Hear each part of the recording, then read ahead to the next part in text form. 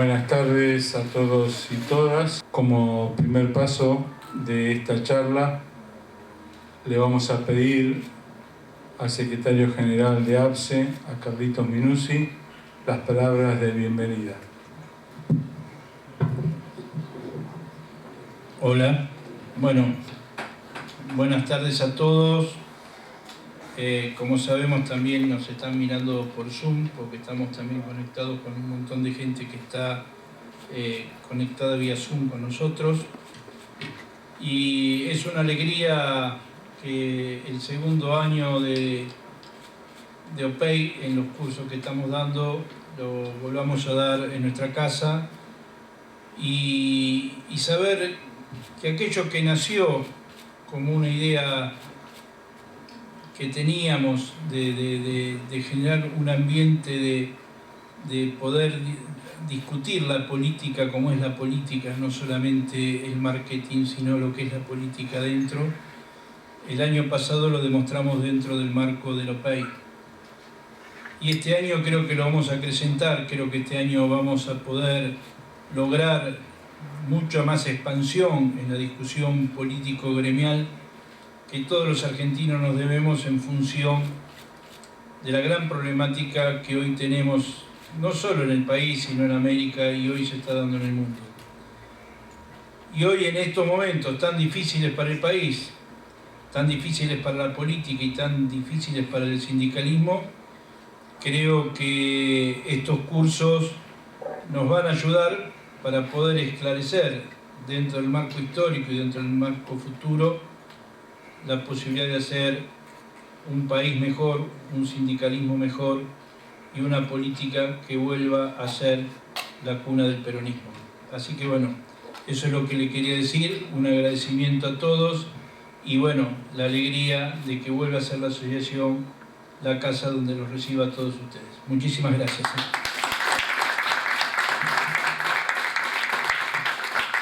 A continuación, le vamos a pedir algunas palabras al compañero Walter Correa, secretario general de FATICA, dirigente de la Corriente 13 de Abril y gran amigo.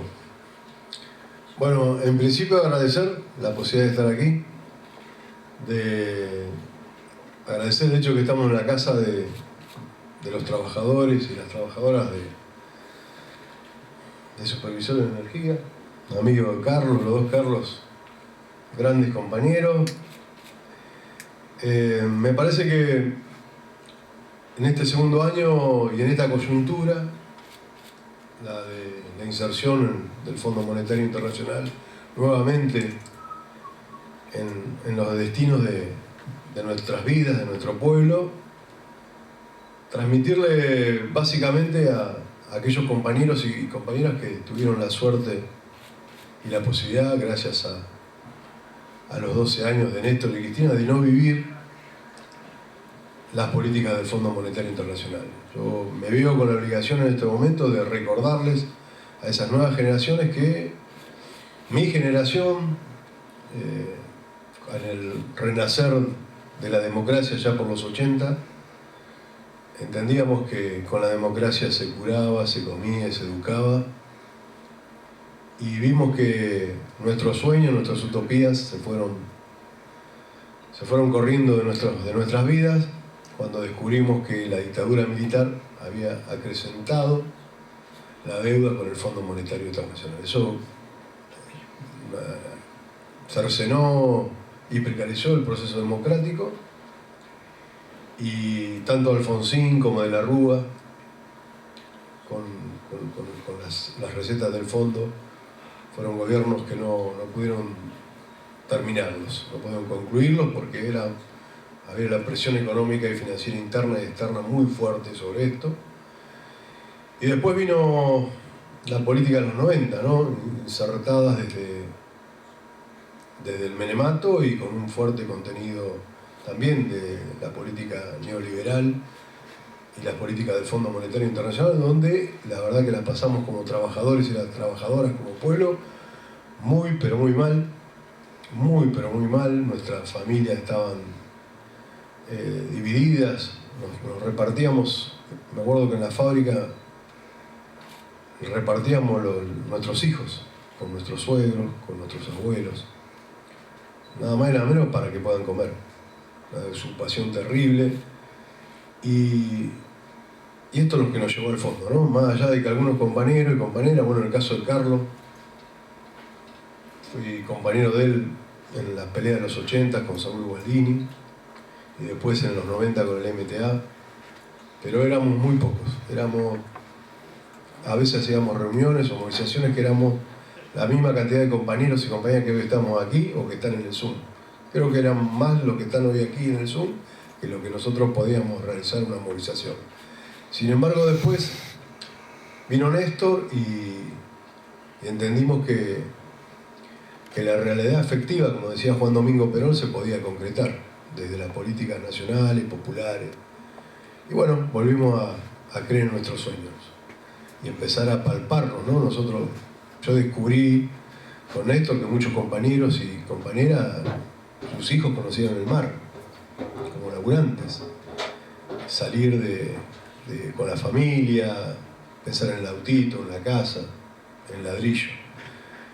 Y entendemos también que en esta coyuntura la formación, la capacitación, esto que hace nuestro compañero entrañable Carlitos López de ser perseverante con esto, es de que es una herramienta más de lucha,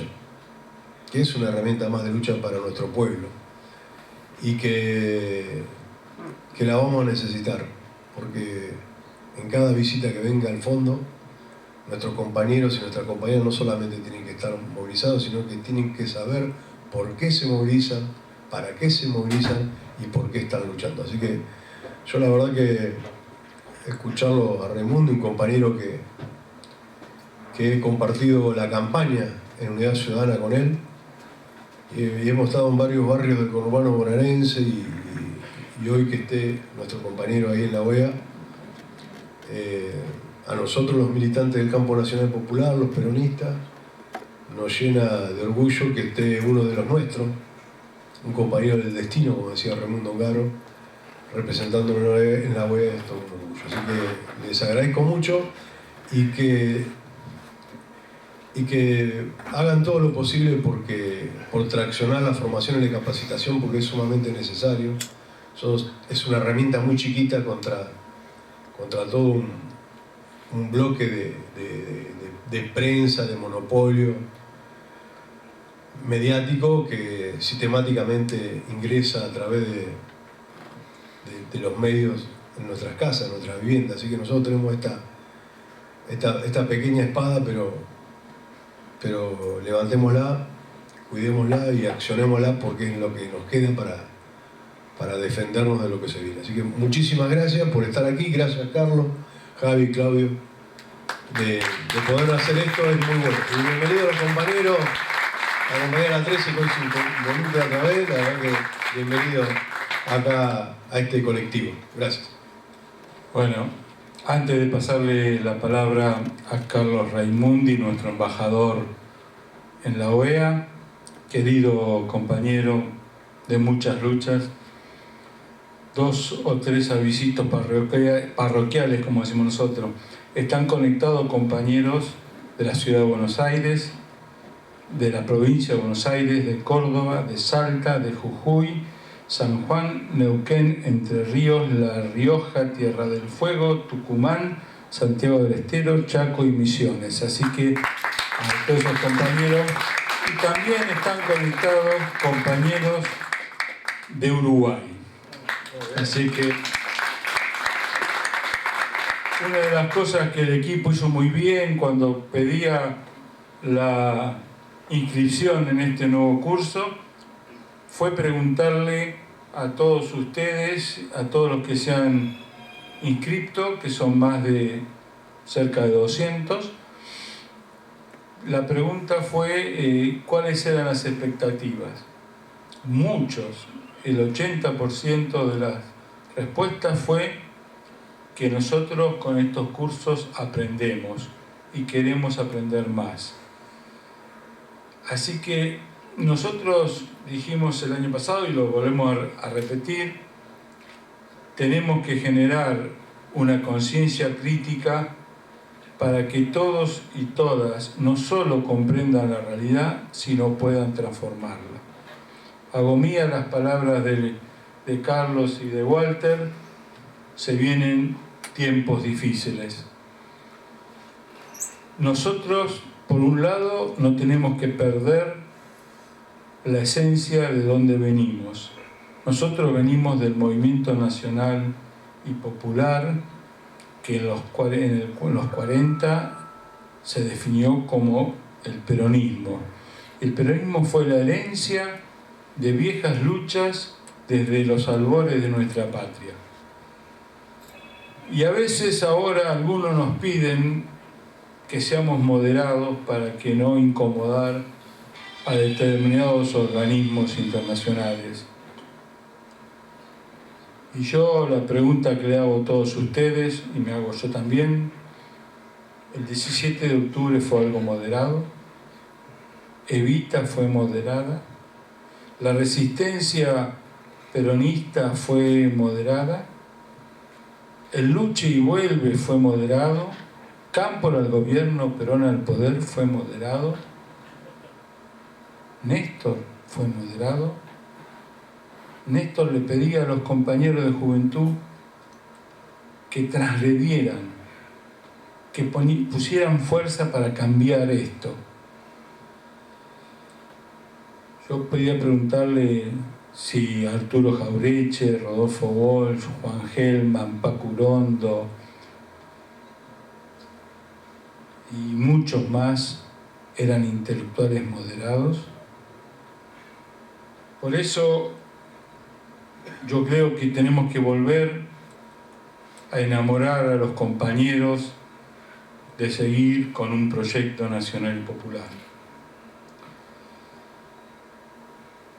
Se vienen tiempos difíciles, estamos en tiempos difíciles, la pandemia, la actual situación de guerra mundial, están prefigurando un nuevo escenario. Y en eso la pregunta que siempre nos hacemos es: ¿qué debemos hacer?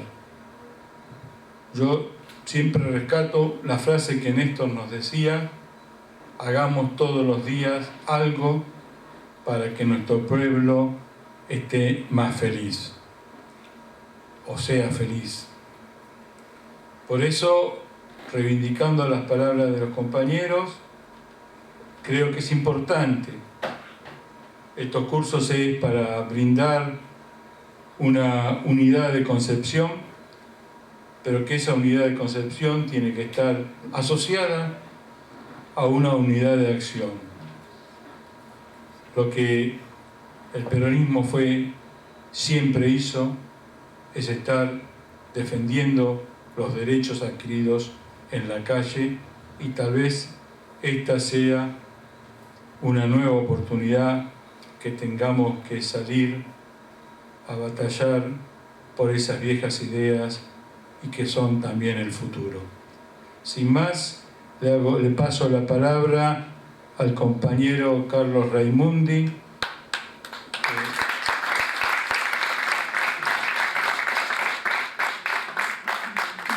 Disculpa, Carlos, la lata que hemos dado antes que vos. Te escuchamos profundamente. Bueno, muchísimas gracias, Carlos. Muy buenas tardes, y agradecer por intermedio de Carlos López, de las palabras de Walter, que agradezco mucho, la posibilidad de estar conversando con ustedes. Para mí es un honor, además de ser un gusto, es un honor poder participar esta tarde con ustedes. Y en primer lugar decirles que es una conversación entre compañeras y compañeros. Yo aquí no estoy representando al Estado argentino, así que voy a expresar mi pensamiento, mi mirada. Y que desde ya les digo, podemos conversar e intercambiar y preguntar y reflexionar sobre todos los temas. No tengo ningún problema en que hablemos de lo que sea, de lo que ustedes dispongan. Y la importancia de este tipo de eventos, porque hay un plano de la movilización que es el agrupamiento colectivo en el espacio público,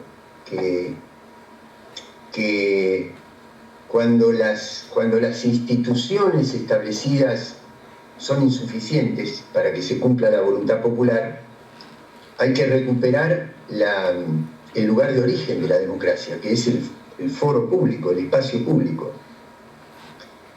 La concentración humana y social, a veces más organizada, a veces menos organizada, reinstitucionaliza la democracia, redemocratiza a la sociedad. Pero también hay un espacio de movilización que es el que se juega todos los días en el ámbito particular de cada una y de cada uno, que es la fábrica, es el taller, es el aula, es la oficina, es la cola del colectivo, es el almacén. Ahí se disputa también todos los días la construcción de sentido de una sociedad. Y por eso es tan importante la formación, porque por eso resalto tanto la importancia de este ciclo, de este segundo ciclo que organiza Carlos y las compañeras y compañeros, porque nos dan herramientas para dar esa batalla en los lugares cotidianos. Así que, bueno, una vez más, entonces, agradecerles. Bueno, yendo al tema que nos ocupa, ustedes imagínense que este no es un momento muy sencillo para hablar del mundo, ¿no?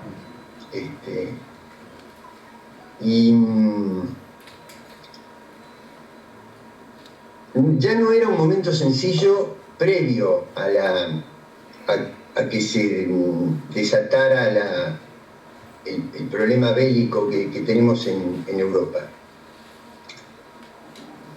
No lo era porque estábamos en transición a un nuevo momento geopolítico del mundo.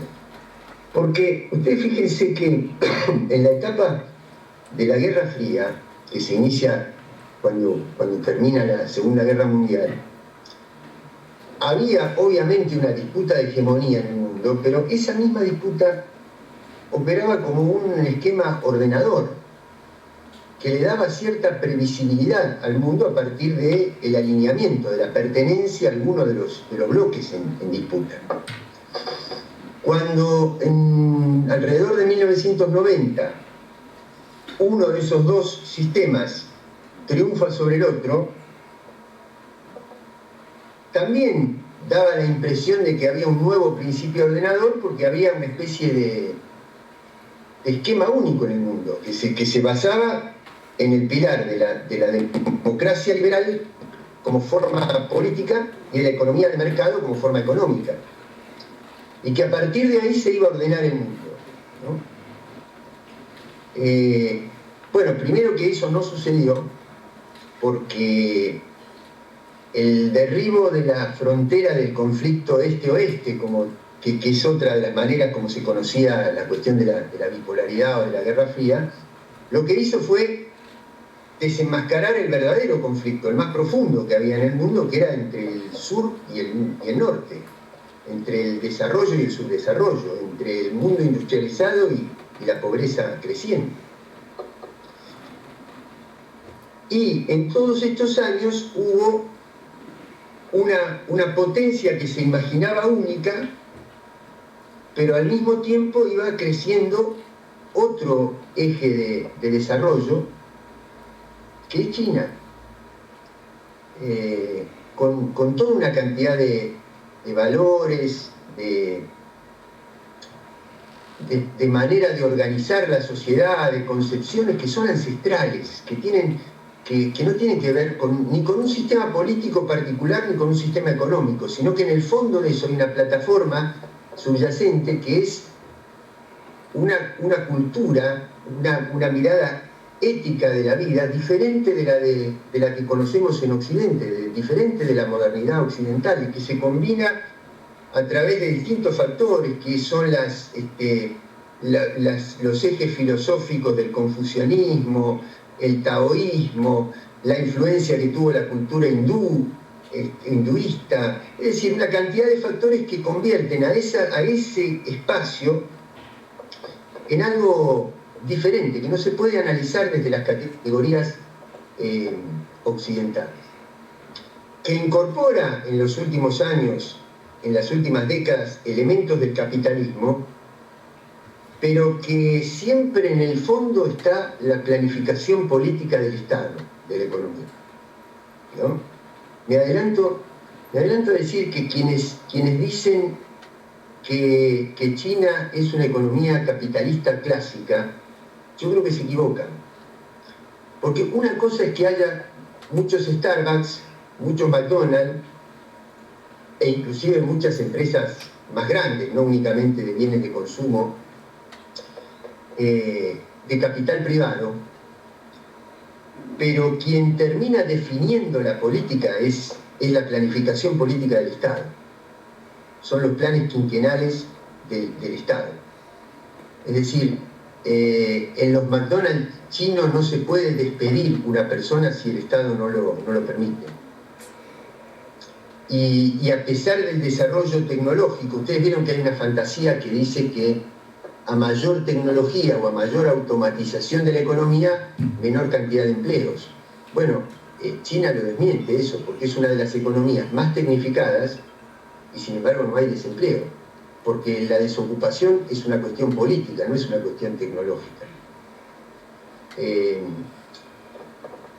Entonces, ese eje emergente que además hace alrededor de una década que forma un consenso estratégico con Rusia en lo que se llamó el consenso de Shanghái, comienzan a votar de manera parecida en los organismos internacionales, comienzan a actuar de manera más conjunta, suman a otra serie de países, algunos de asiáticos, algunos de ellos ex repúblicas soviéticas, y desplazan, digamos, el eje dominante de lo que fue el eje noratlántico o transatlántico, pero noratlántico es más exacto porque es el norte, el Atlántico Norte, ¿no? Aquella combinación de América del Norte con la Europa occidental, que comienza a declinar, que va a desaparecer de manera inmediata, no, que va a no tener poder en poco tiempo tampoco, pero que indudablemente está perdiendo hegemonía y capacidad de influencia en una cantidad enorme de regiones del planeta, a expensas del crecimiento de este otro eje, que justamente como producto de esa cultura de mayor paciencia histórica, de mayor planificación, se fue insertando paulatinamente a través de los años y se convirtió en el principal socio comercial y en el principal inversor en la mayor parte de los países del mundo. A diferencia de este otro eje que siempre se imponía a partir del ahogo, del agobio, del acoso financiero y económico de los países.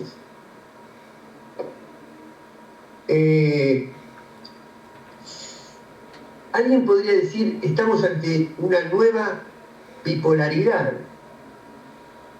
con algunos elementos, puede ser que algunos elementos sí se presten a ese comentario, a ese diagnóstico, pero otros no, porque a diferencia de la etapa de la Guerra Fría, en que no había puntos de contacto entre los dos sistemas, aquí conviven muchos factores de interdependencia, porque los Estados Unidos es uno de los principales mercados de consumo de los productos exportados por China, porque a raíz de eso las empresas chinas se capitalizan y tienen muchos títulos de la deuda de los Estados Unidos.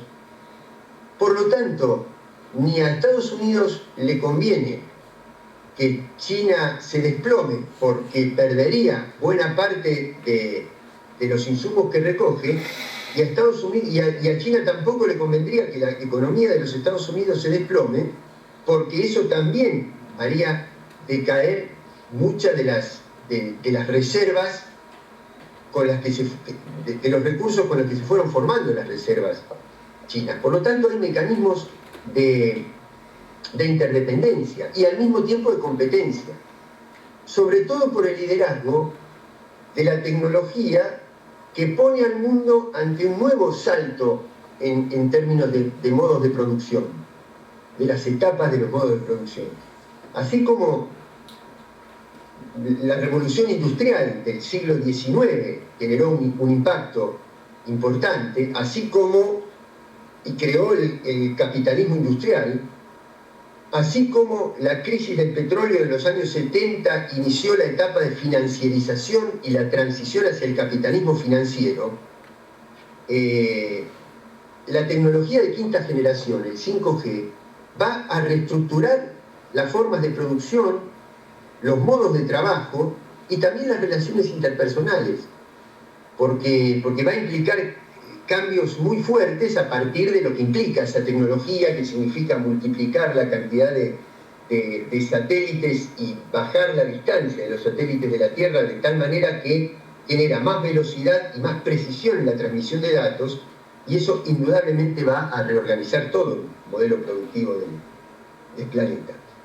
Y en ese sentido, China le lleva algunos años de ventaja en términos de proceso de desarrollo tecnológico a los Estados Unidos, y eso también en parte implica, por un lado, la pérdida de hegemonía de esta potencia, pero al mismo tiempo que el hecho de que la superpotencia que se pensaba dueña del mundo unipolar desde los años 90 vea que está perdiendo hegemonía, la hace reaccionar tratando de alinear a los sectores que más pueda para poder mantener la mayor cantidad de áreas de influencia en un proceso de pérdida de influencia a nivel mundial. Ahora, si ustedes me preguntan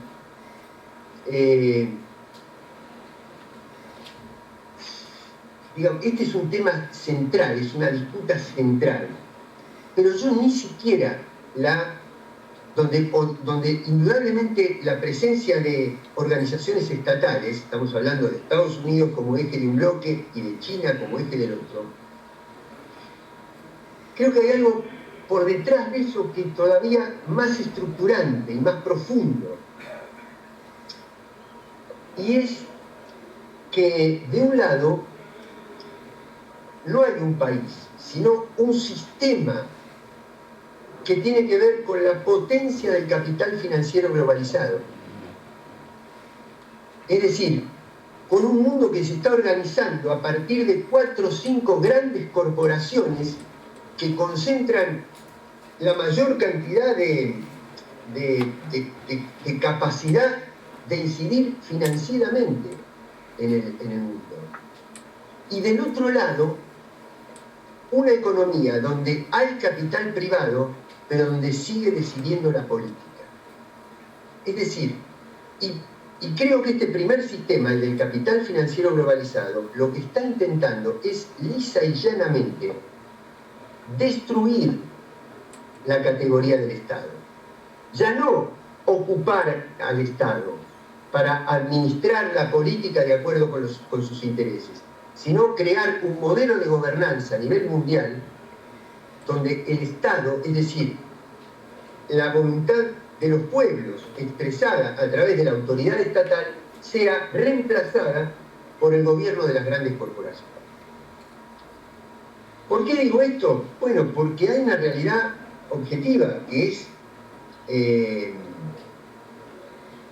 que el volumen, si uno suma, por ejemplo, el volumen de recursos que tienen los bancos públicos, los bancos centrales de los estados, y lo compara con el volumen de recursos que maneja la banca en las sombras, es decir, la banca que no financia operaciones productivas o de intercambio de bienes tangibles, sino que multiplica su tasa de ganancia a través de la transmisión de activos financieros, de derivados del dinero. Este sector de la banca en la sombra es mucho más numeroso, mucho más cuantificado que el otro. Pero además, hay un liderazgo tecnológico de las grandes corporaciones. Las unidades de investigación y desarrollo de las grandes corporaciones, estoy refiriendo a los grandes laboratorios transnacionales, etc., son infinitamente más poderosas que los presupuestos que tienen las áreas de investigación y desarrollo de las universidades públicas. Entonces, ¿cuál es la mentalidad de los que gobiernan el capital financiero en el mundo? ¿Por qué yo, que además de haber conseguido mucho más eficiencia en la acumulación de riqueza, ostento el liderazgo tecnológico, cuánto tiempo más tengo que estar disciplinado a las reglas que me imponga un Estado que es ineficiente, obsoleto, pasado de moda, corrupto, etcétera, etcétera?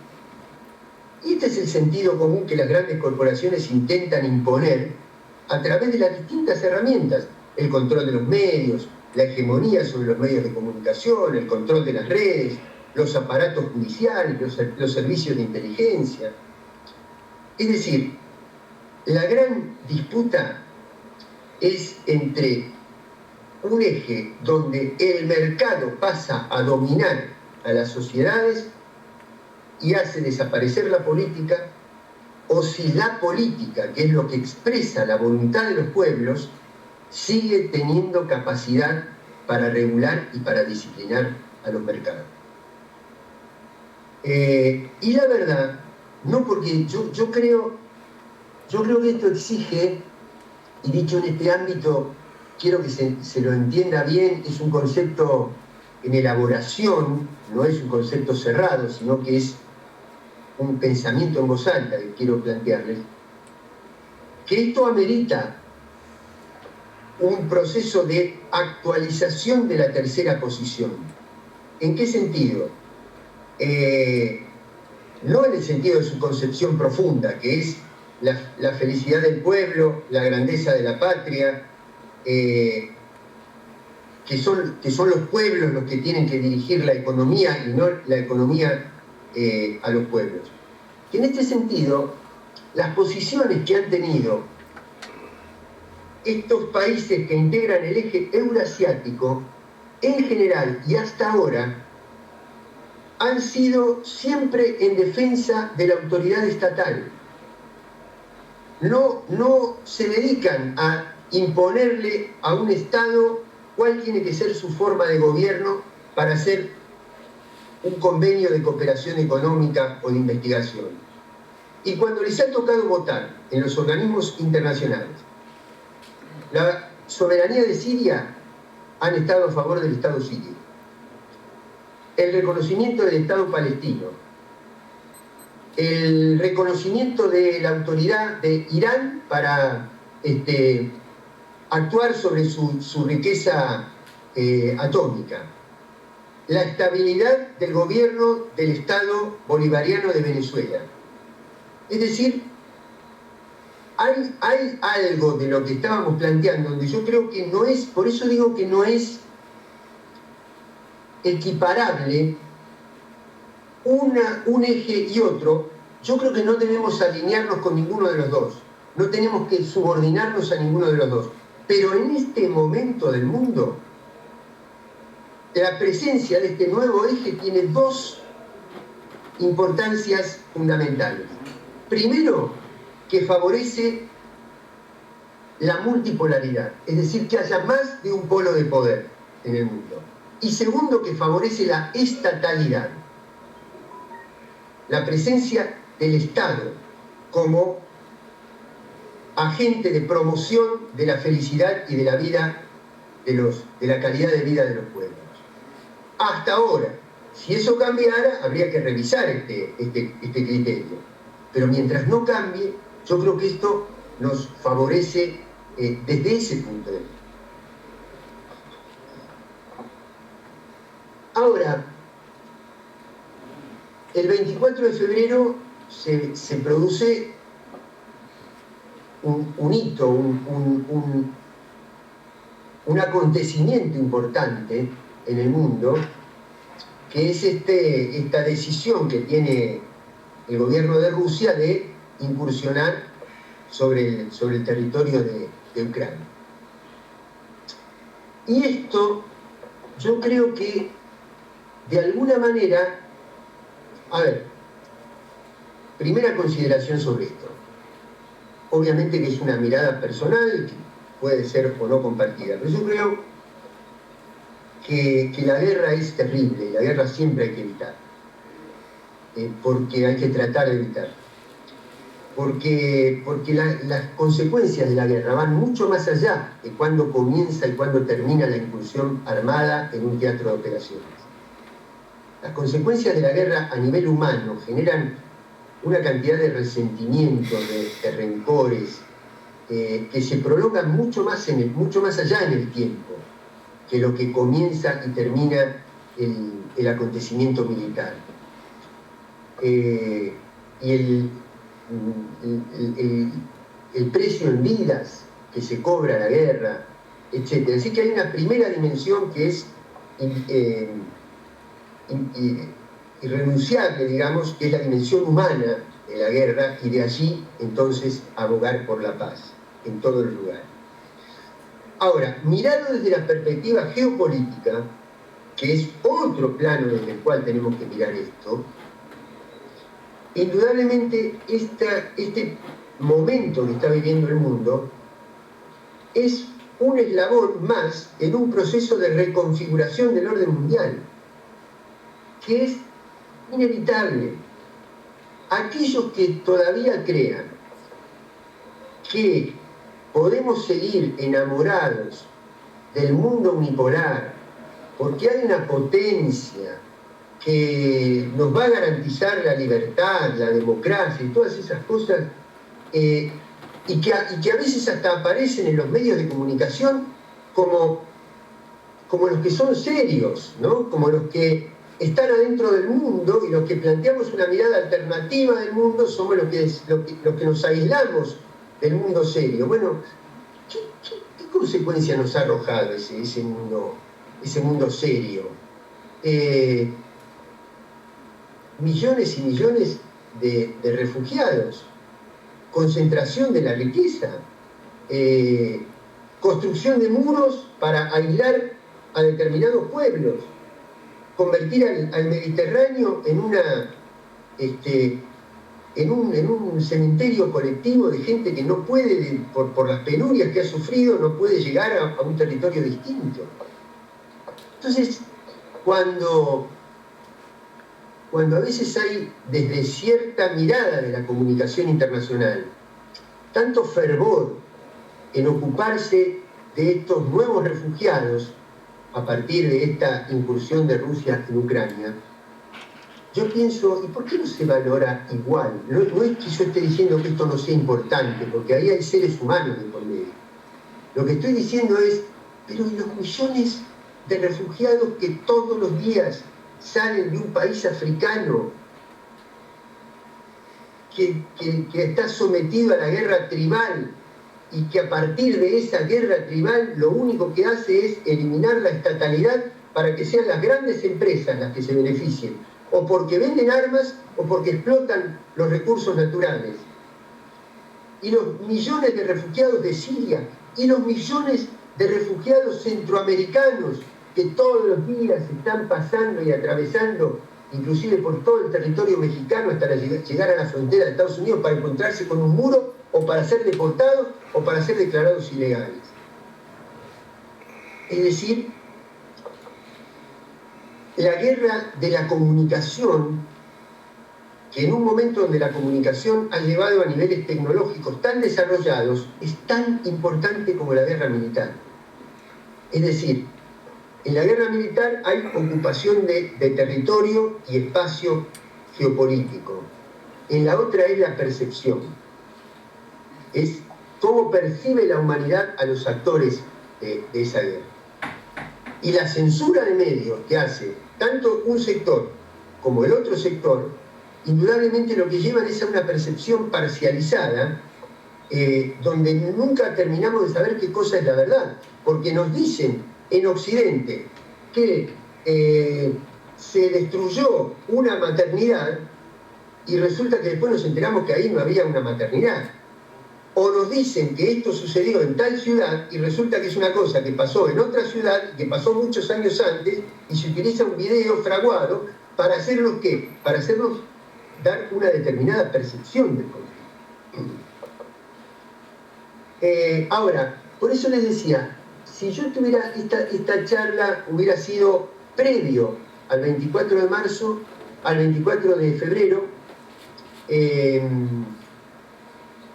yo todavía hubiera seguido con que el gran peligro de la humanidad era esta potencia del capital financiero globalizado. Ahora, este último elemento me parece que restituye cierta capacidad de autoridades estatales. Es decir, fíjense que los estados están decidiendo si sancionan, si no sancionan, si interrumpen un flujo de importación de energía, si no lo interrumpen, y del otro lado hay un estado, como el estado ruso, un estado como el estado chino, que necesita que la OTAN no se expanda, porque si la OTAN se expande, inmediatamente ese conflicto se vuelve a llevar hacia un centro neurálgico, que es el mar septentrional de la China, para el control tanto de Hong Kong como de algunas islas como están en disputa, pero fundamentalmente para el reconocimiento de Taiwán. Y entonces China necesita, a pesar de que no le gusta que Rusia haya reconocido a estas dos repúblicas independientes del este de Hungría, ¿por qué no le gusta? Porque el reconocimiento de repúblicas independientes, que hasta ayer formaban parte de un territorio estatal, puede incidir en un precedente para que el mundo reconozca a Taiwán cuando China dice que Taiwán es parte del Estado chino. Y por eso también la Argentina no se va a prestar a reconocer esos territorios, porque también necesitamos defender en todos los foros internacionales el principio de integridad territorial. Es decir, esto para que vean la complejidad con la que presentan las cosas. Entonces, yo creo que aquí no se trata de decir aquí están los buenos, aquí están los malos, porque yo tengo muchas diferencias.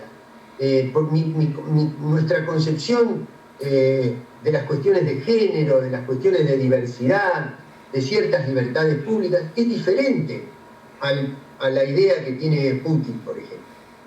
Pero yo creo que la Argentina no tiene que mirar eso, porque tiene que respetar absolutamente ese orden estatal, de una cultura que no se puede analizar desde nuestras categorías cotidianas. ¿Por qué? Porque se trata de un Estado que ocupa el 10% de la superficie poblada de la Tierra. Es decir, tiene 17 millones de kilómetros cuadrados que se extienden desde el centro de Europa, cruzan los Urales y van hasta la frontera del estrecho de Bering con los Estados Unidos. Que limita con una cantidad enorme de países, tanto en el Asia oriental como en el Asia central, y que además tiene una historia, una cultura imperial y una historia de pensarse a sí mismo como un actor global. Y por lo tanto, entonces, una amenaza a la seguridad de ese Estado, teniendo la presión de la OTAN en un país fronterizo, donde además están almacenadas buena parte de los arsenales nucleares, que en algún momento pertenecieron a la Unión Soviética y que ahora quedaron en el territorio ucraniano, era algo que desde la perspectiva rusa no se podía aceptar. Quiere decir que este conflicto no se lo puede analizar desde el 24 de febrero en adelante, hay que analizarlo desde toda una concepción cultural y antropológica muy anterior, y como mínimo hay que analizarlo desde el año 2014, cuando se producen los acuerdos de Minsk y donde tanto la OTAN, que ya en los 90 se había comprometido a no expandirse hacia el oriente y sin embargo lo hizo, y se había comprometido a no poner bases en Ucrania, ¿y qué era lo que Rusia hacía? Pedir por favor que se cumpla ese compromiso. Mientras tanto, en las repúblicas de la región de Donbass, en el este de Ucrania, desde el 2014 hasta aquí, se han producido casi 15.000 muertes. Quiere decir que pensar que aquí hay un agresor y un agredido en términos lineales es una manera totalmente reduccionista y descontextualizada, que es la manera con la que los medios argentinos y la oposición argentina nos tratan de hacer ver este conflicto. Este conflicto hay que verlo desde una perspectiva mucho más amplia. Pero lo que sí no cabe ninguna duda, es que esto es parte de un proceso de reconfiguración del orden mundial. Que una vez que se acabe esta incursión militar, ustedes vieron que hoy el presidente Zelensky, el presidente de Ucrania, ya declaró que Ucrania no está en condiciones de ser una base de un país miembro de la OTAN. Eso ya es una parte central del reclamo que Rusia tenía.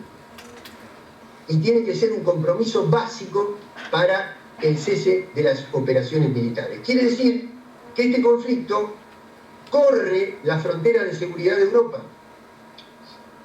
Segundo punto, las sanciones económicas que hicieron que se desplomaran las acciones de las empresas rusas.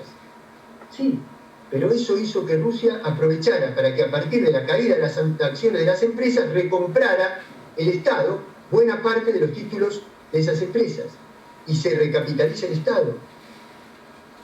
Y la marginación de Rusia del sistema de moneda del sistema capitalista la lleva a inclinarse hacia el sistema monetario del continente asiático, junto con nada menos que la India y la República Popular China.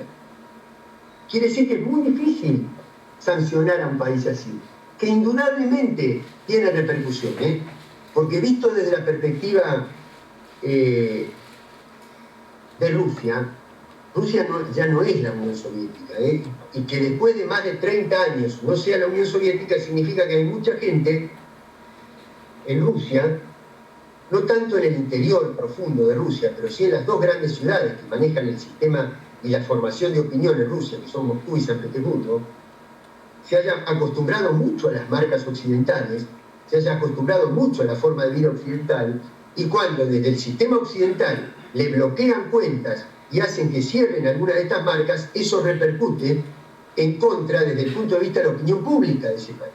Esto, no recuerdo si Carlos me había adelantado que Eduardo Soaín va a estar entre las charlas de este curso, pero si lo estuviera, sería muy interesante que les contara cómo vive el pueblo ruso esta perspectiva. Quiere decir que si este conflicto logra que Rusia consiga sus objetivos de mínima en el corto plazo, eso indudablemente enaltece el liderazgo de Putin. Pero si este conflicto se prolongara y eso fuera deteriorando las condiciones de vida occidentalizadas de buena parte de la población de Rusia, eso repercutiría contra su propio prestigio interno. Y por lo tanto sería un factor de debilitamiento político al interior del liderazgo de Putin en Rusia. Todo esto, digo, no es una interpretación oficial del Estado argentino, es la mirada de quien está conversando, del compañero que en este momento está conversando con ustedes. Bueno, vamos tratando de finalizar, entrando en América Latina. Hay una cosa que sí vale tanto para el mundo como para América Latina, que es el anacronismo absoluto de las instituciones, tanto políticas como económicas, como militares, con las que se organizó el sistema internacional a partir de la Segunda Guerra.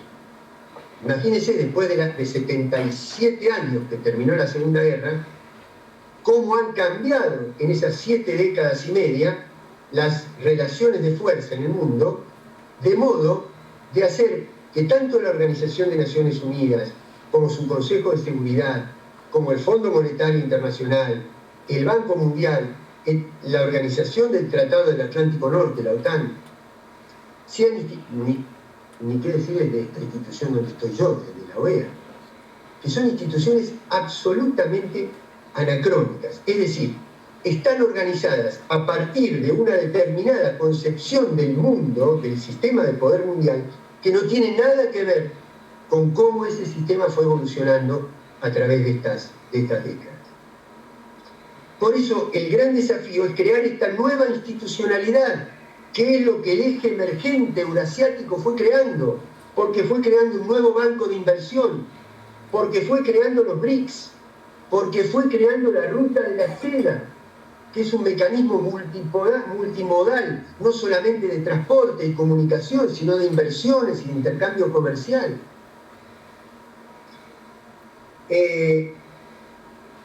Llevado al plano de América, la OEA. Bueno, ustedes saben, es decir, cuando yo vine aquí, yo sabía de dónde venía, ¿eh? Es decir, y el hecho de estar aquí no solamente no cambió la concepción que yo tenía de la OEA, sino que me la ratificó y me la potenció. Es decir, todo lo que yo pensaba de la OEA, ahora no solamente que lo pienso, sino que lo compruebo.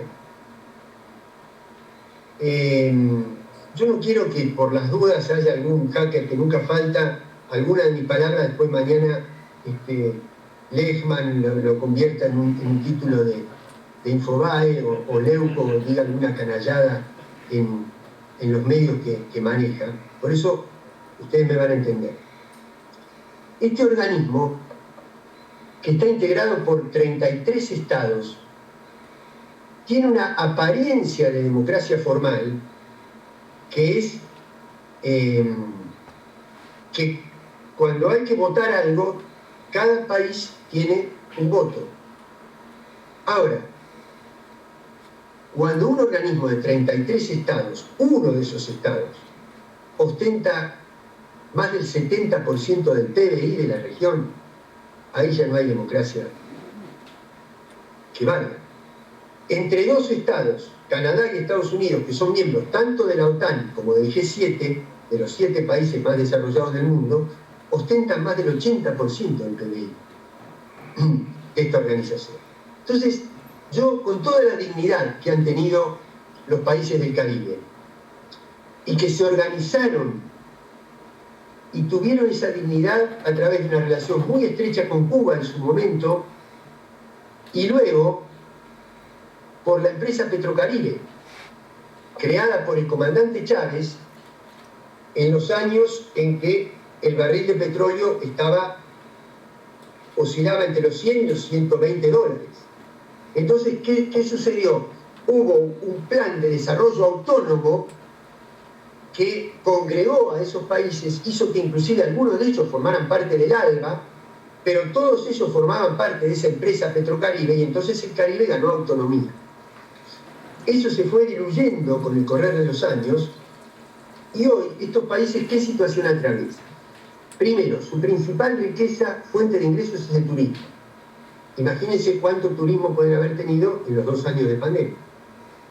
Segundo, han recibido los desastres naturales más grandes de los últimos 100 años. Y tercero, no tienen vacunas. Quiere decir que ¿quién tiene capacidad de influir sobre esos países? ¿Quién los puede ayudar? ¿La Argentina, que tiene que reducir el déficit a partir del acuerdo con el Fondo Monetario? ¿O el país que puede manejar esa situación? Entonces, esa apariencia democrática, cuando hay tal asimetría, no solamente el anacronismo, sino la asimetría que hay de peso específico, hace que esto no tenga nada que ver con un organismo democrático. Para no hablar de la historia de la OEA, que ustedes la conocen igual o mejor que yo, y su silencio frente a los golpes de Estado, frente a las dictaduras, frente a las invasiones militares y frente a todo lo que ustedes, por ser miembros activos del movimiento nacional y popular y de su historia conocen perfectamente. Y eso no, lamentablemente no ha cambiado. Al contrario, se ha potenciado con la figura del actual secretario de la OEA. Por eso, yo creo que es muy importante CELAC. Es importante CELAC. Porque no están estos dos países, pero no tengamos una visión romántica de la CELAC. La CELAC no es lo que era en los tiempos de Chávez, Lula, Néstor y Cristina. No es lo que era por esta situación de debilidad que le decía de algunos países y de reflujo de los movimientos populares y de restauración de los movimientos neoliberales y conservadores en la región. Termino con dos conceptos y después quedo a disposición de ustedes. Podrían quedar varias cosas, obviamente, en el tintero, pero termino con dos cosas. Primero, no confundir multilateralismo con multipolaridad. Porque a veces hay gente, inclusive autoridades nuestras, que hablan del multilateralismo. Miren, yo estoy de acuerdo con la palabra, con el concepto de multilateralismo. No es que yo no esté de acuerdo. ¿Por qué? Porque el multilateralismo es un modo de organización de los estados de manera de tener a través de normas internacionales la fuerza, el libre albedrío de los más poderosos. Es decir, tratar de neutralizar de la mejor manera posible con el derecho internacional el poder de la fuerza. Así que no estoy en desacuerdo con el concepto. El problema es que el multilateralismo está en crisis, pero en crisis profunda, por no decir casi absoluta. Porque nosotros tenemos el caso de Malvinas. Malvinas se gana en organismos multilaterales como el Comité de Descolonización por unanimidad. En la Asamblea General de Naciones Unidas, las resoluciones las gana Argentina con amplísima mayoría. Pero les voy a poner dos ejemplos más actuales y más contundentes todavía. Varios organismos multilaterales. Organización Mundial de la Salud, G20, Organización Mundial del Comercio, una de las más costosas, pero Naciones Unidas y esta propia OEA, aunque fuera solo declarativamente,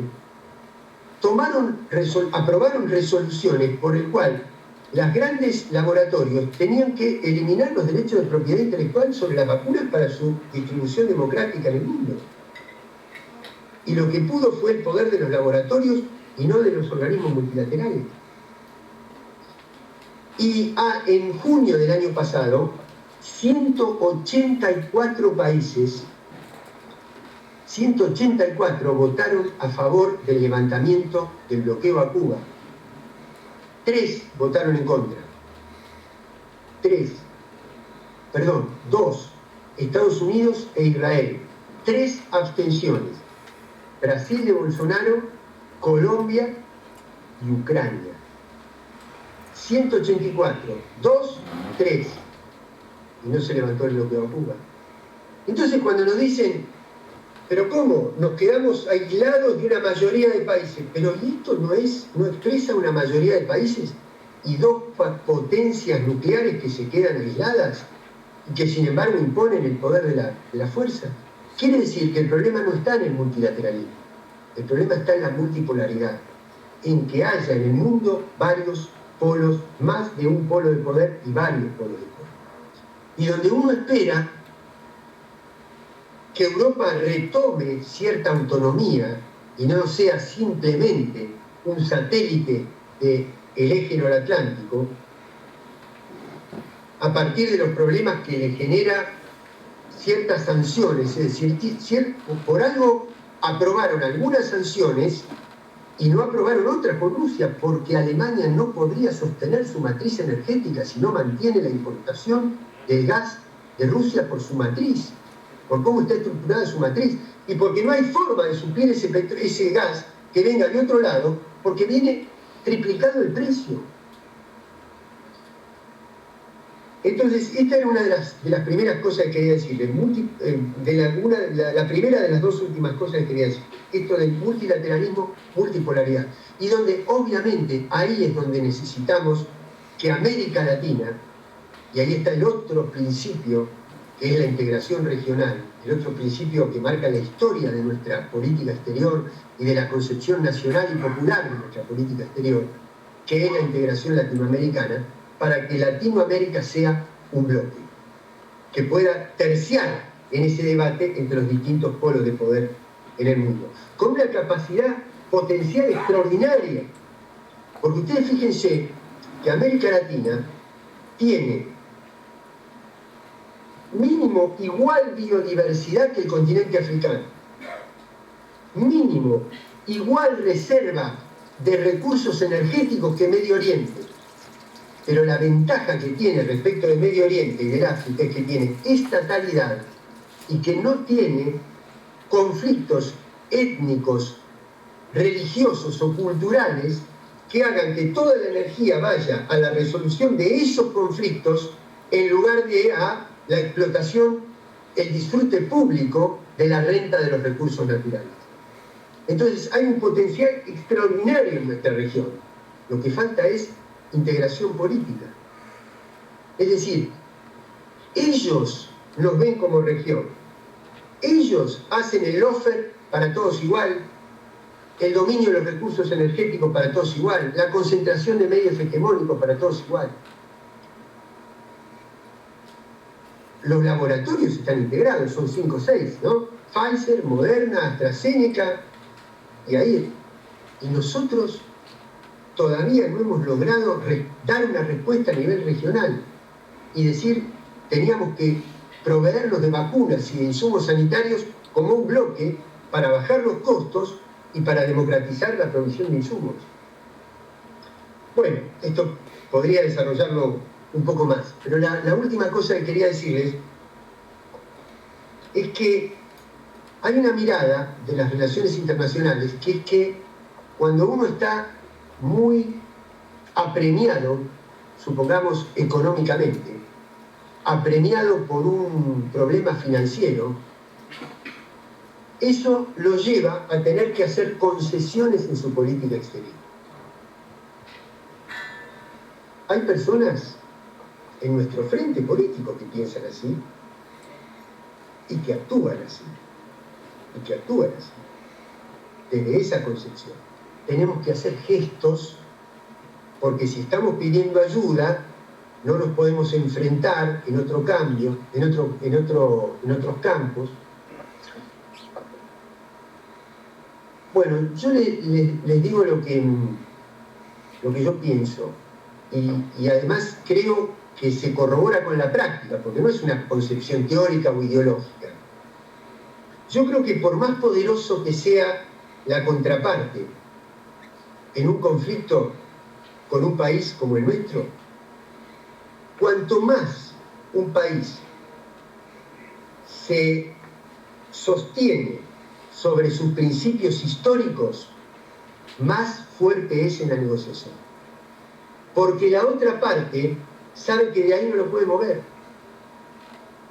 Imagínense si a nosotros nos hubieran dicho, bueno, les condonamos la deuda del fondo, pero nos dan las Malvinas.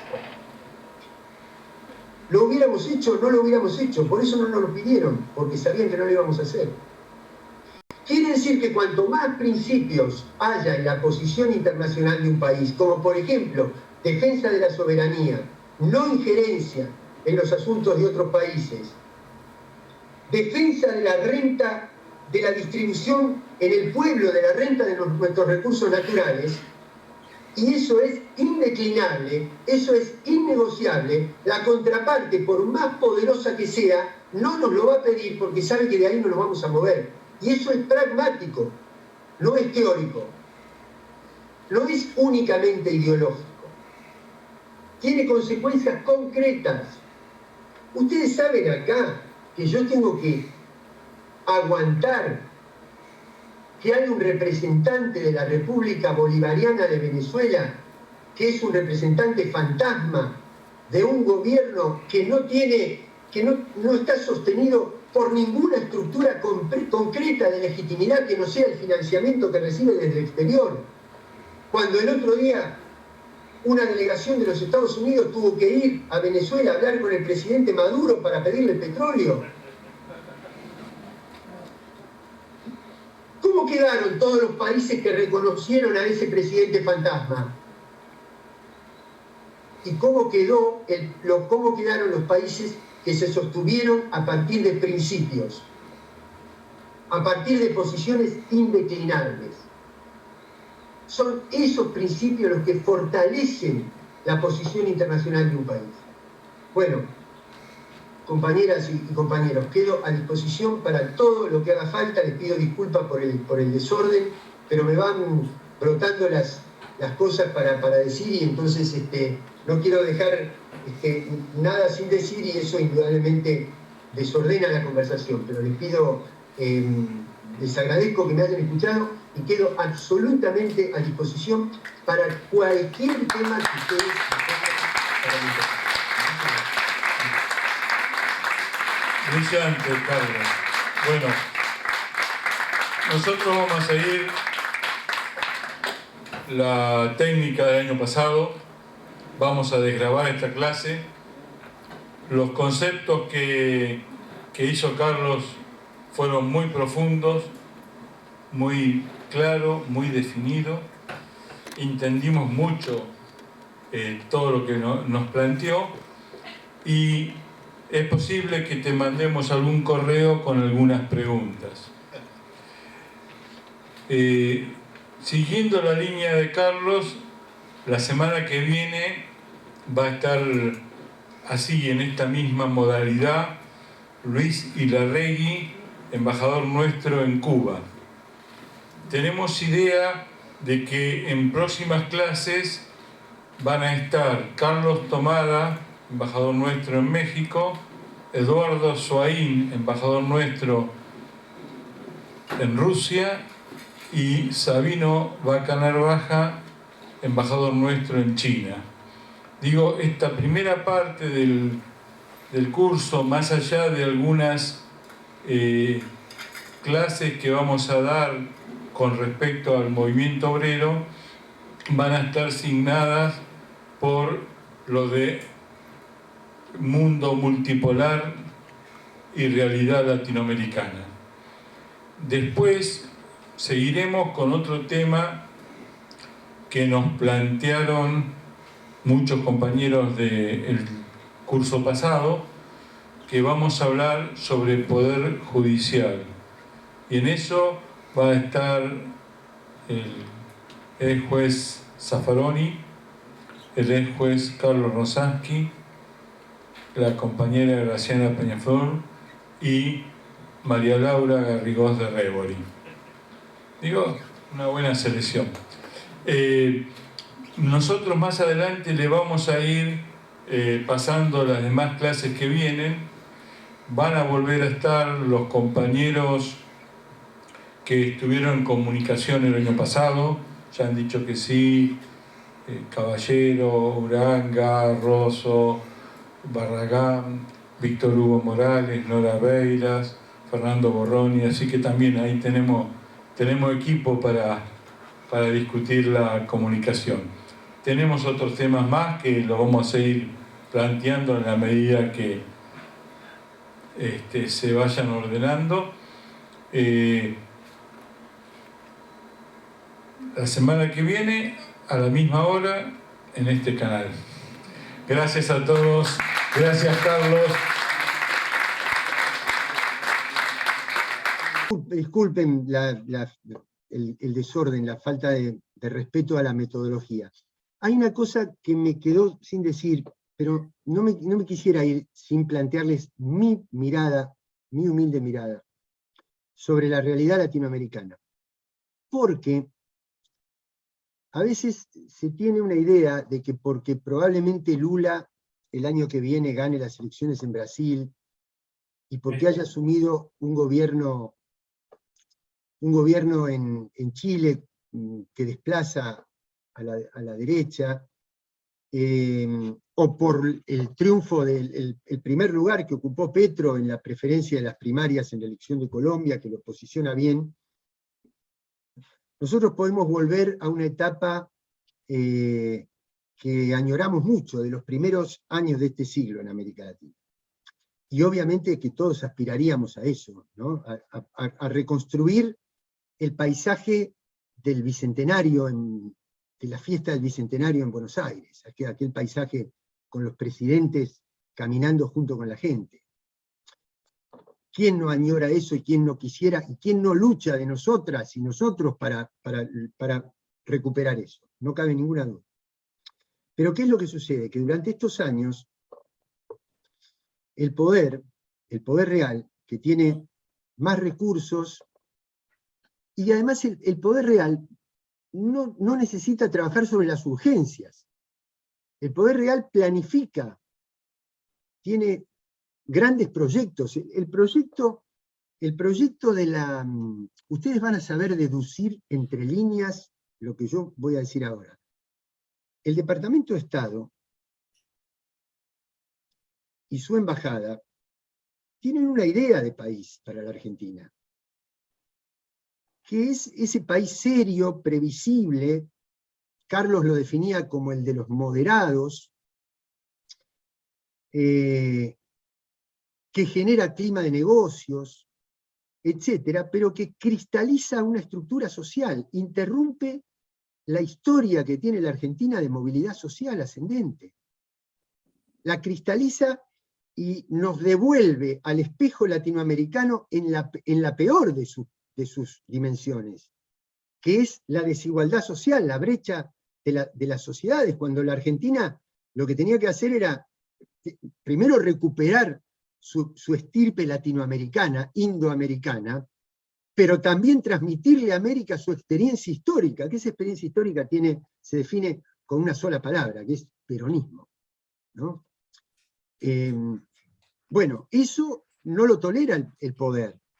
El poder necesita no llevar a Chile a que sea como la Argentina, por ejemplo, en las negociaciones colectivas. Ustedes saben que en la Argentina más del 90% de las relaciones de trabajo formal y registrado, estamos hablando, se rige por negociación colectiva. En Chile es menos de 1/10. Bueno, hay que convertir a la Argentina en eso. Y para eso es el país previsible, el país donde hay que sacar a los que no son moderados, tanto de un sector como del otro sector. Ustedes sabrán definir. Es decir, el poder fue planificando eso. Nosotros no, nosotros cuando llegamos tenemos que resolver urgencias, tenemos que resolver el pibe que no come, que no va a la escuela. Eso tenemos que resolver. En estos años, ¿ellos qué planificaron? ¿Cómo erosionar la figura de los líderes populares?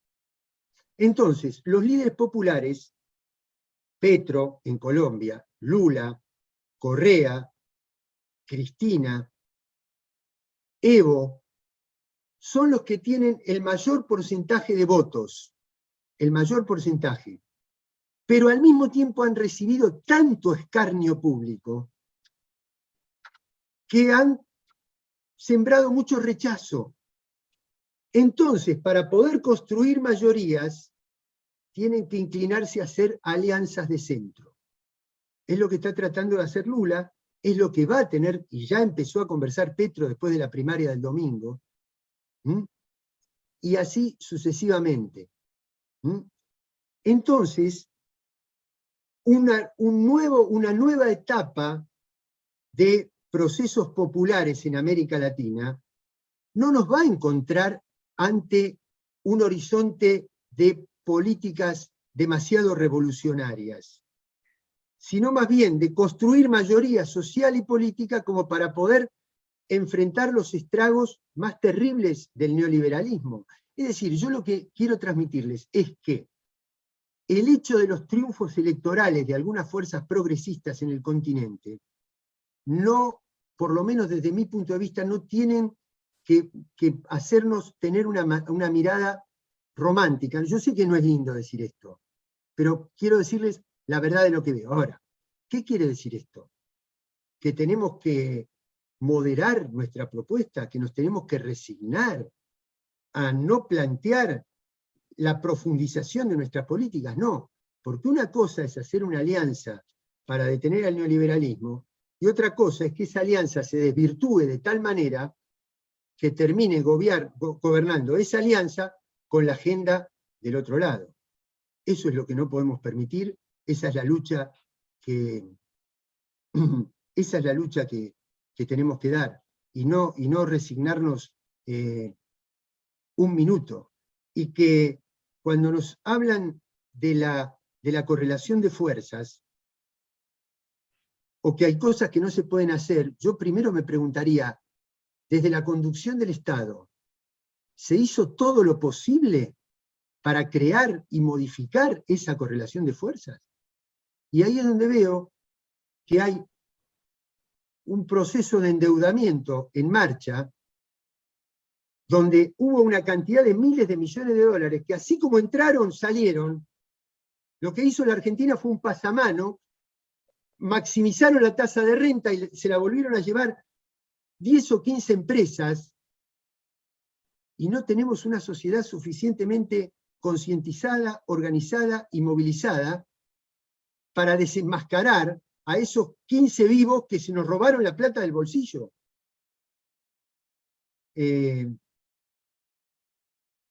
Así que bueno, no quería irme sin decir eso, porque el poder fue muy hábil en estos años para, con métodos diferentes de la etapa de las dictaduras más crueles, llevarnos al mismo proyecto de sociedad.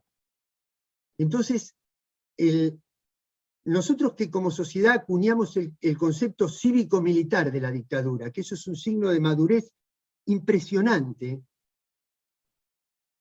hasta ahora le hemos dicho nunca más a la parte militar de la dictadura, a la parte terrorismo de Estado, pero no terminamos de decirle nunca más al proyecto cívico de las dictaduras, que era este proyecto de poder que ahora no se hace con campos de concentración, sino que se hace con endeudamiento y con condicionamientos de los organismos financieros internacionales. Por eso son tan necesarias estas reuniones, para generar desde la plaza pública, y vuelvo al principio, desde la plaza pública, pero también desde el almacén, desde la cola del colectivo, desde el supermercado, desde el taller, la conciencia para que haya una sociedad movilizada. Uno no se enfrenta igual a un condicionamiento de un organismo si solo lo representan técnicos, que cuando van un técnico, un profesional, pero tiene un pueblo atrás, movilizado y organizado. Por eso les agradezco una vez más y les retransmito y les repito el honor que es para mí poder formar parte de este curso. Perdónenme que me extendí más, Carlos, pero no quería dejar de decir. Brillante, Carlos. Te hemos entendido. Bueno, compañeros, se nos va el tiempo del Zoom. Seguimos adelante, los esperamos el próximo martes. Mucha fuerza a todos.